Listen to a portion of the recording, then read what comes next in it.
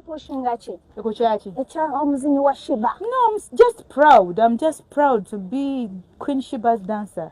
Yes, when you get a nice boss, be proud of them. I know. Bamufuna boss abakabi, be proud of them. Yo, why not? Wachi mulinda abasooke baveewo mubawe ebimuli byabwe mubasiime. Mubasiime nga bakyali balamu mubalage nti you do appreciate them.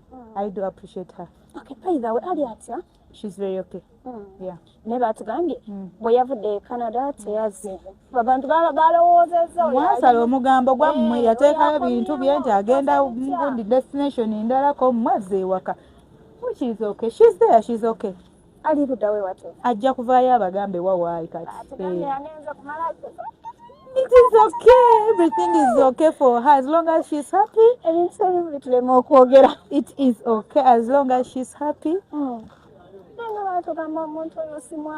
Mosi mwangu ate like okubeera naye mu mbeera like alina protocols alina biki yes like just mwangu wakwatagana naye. She's okay, she's very okay. Bw'oli mutuukirirako n'ofuna omukisa ogwo naawe n'omutuukirira you'll come out and tell the world that she's okay or she's not, but definitely you won't be able to say she's not okay.